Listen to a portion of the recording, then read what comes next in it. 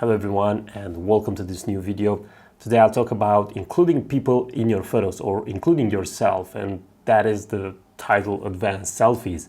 Now the topics that I'll cover are the gear that you need in order to do these advanced selfies, when you should think about using this technique, why you should think about including yourself in the landscape, and the last topic would be tips on how to do this on a way that, or in a way that produces an interesting photo.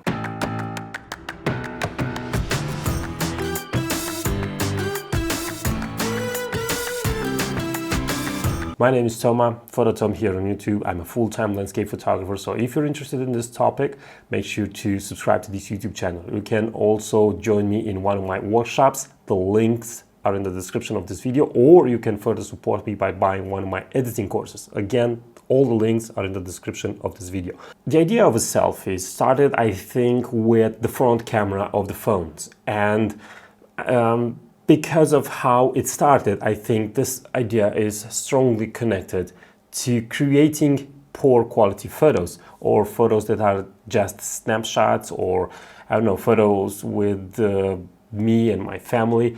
Basically photos that look like this.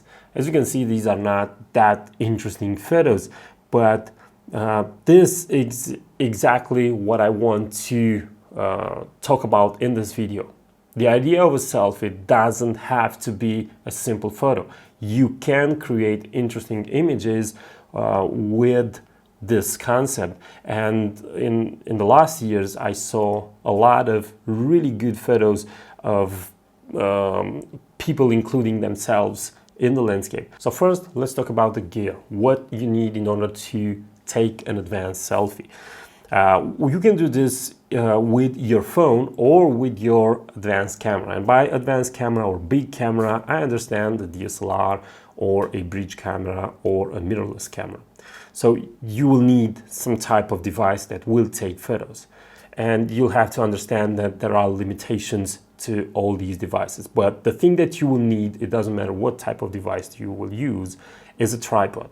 If you're using a phone, you will need a small tripod that you can bend around different elements and connect it to different elements, to trees, to poles, to fences, just to have the phone elevated. So this is an absolute must. Of course, it's a must again with a bigger camera. You will need a tripod for this. And the second thing that you're going to need is an advanced remote control. Now, if you're using a phone, I don't know if there are apps that can do what an advanced remote would do, that is to let you set a certain delay. If you're not using a certain app on your phone, and if you know about one of these apps, use the comment section below and tell me if there are these kind of apps. So you have to set a custom delay for your photo. Otherwise, you'll have to use only the maximum 10 seconds delay of your phone. And in 10 seconds, you don't have time to go too far away from your phone. But in some occasions, this can be more than enough. Again, if you don't have the remote control, then it's the same case with the camera. You'll have to stick with the internal camera delay, which usually the maximum is 10 seconds. So you need this advanced remote control that will let you set a custom delay. And not only that, but also after that delay, I set my remote to have to take about 10 photos at 3 or 5 seconds apart. And this means that I'm going to a certain place and I'm taking lots of photos of me before I come back to the camera and check the photos. Now that you know about the gear that you need, let's talk about when you should think about this technique. Theoretically, you can include yourself in any photo. There is no right or wrong here, but the way I prefer to think about it is the moment I kind of take a photo of a landscape and that photo doesn't express the true magnitude, the true proportion of a place. I don't have a true feeling of hugeness, if you want. If that is the element in front of me is really big, then I will have to think about something else. Again, you can think about including yourself in photos when you need an element that will balance the image. And I'll show you examples of this in the video. Now, this is also an answer to the question why you should include yourself in your photos.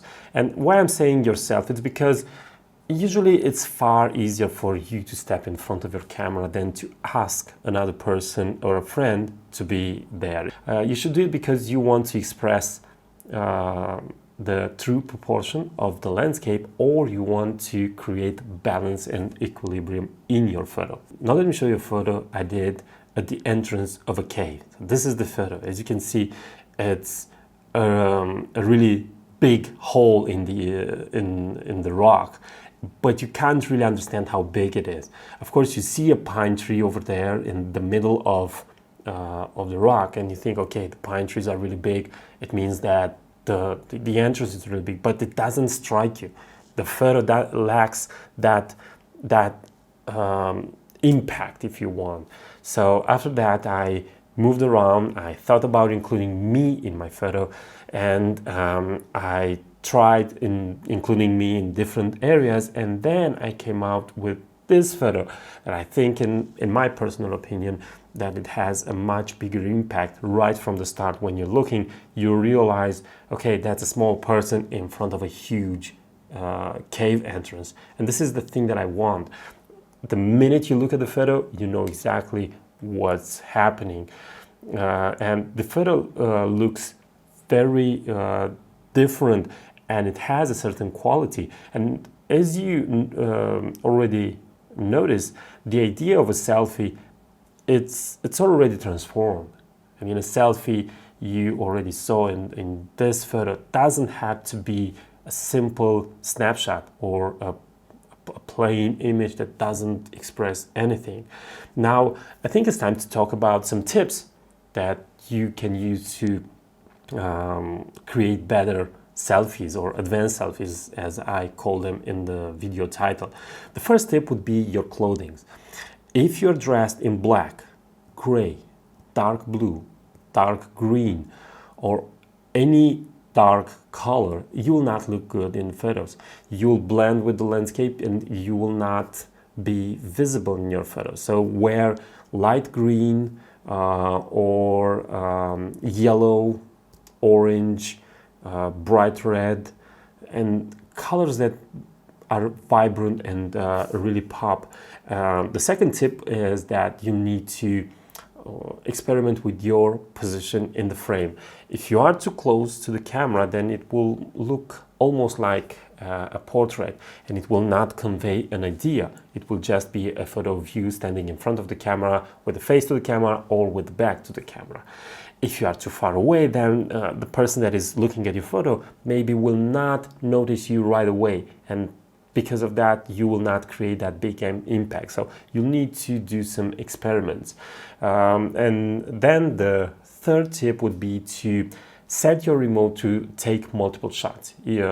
For the photo where I was in front of that cave entrance, it took me about a minute to go and climb rocks and reach that position. And if you're going a minute to take a photo, then it's a good thing that the remote lets you set to take multiple photos. I usually take about 10 photos just to make sure, with about 3 or 5 seconds between them. Now, sometimes it's a trial and error.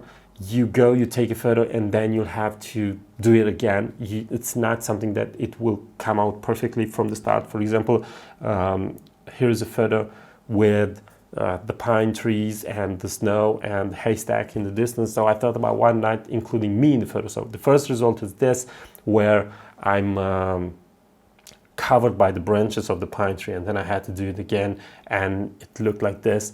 So me positioned much better.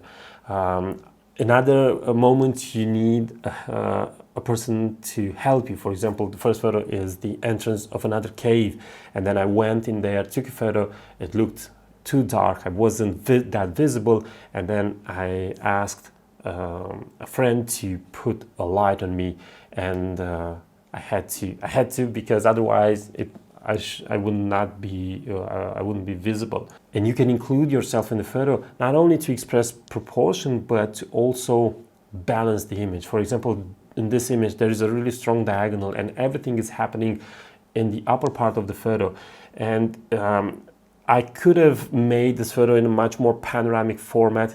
I thought about why not including me in the lower left side of the image and showing me looking at the landscape, and I think it creates depth and it creates a much more powerful image. And it's the same thing with the following photo, where I'm also there to create balance. So you can use yourself to include in your photos to either create balance or to express the true proportions and the magnitude of the landscape. Now let me know in comments below what you think about all this, if you're using this technique, if you think it's plain or it's not that interesting. And thank you for being a subscriber. And if you're not a subscriber, I will ask you to subscribe. And thanks for watching, and I'll see you next time. Bye bye.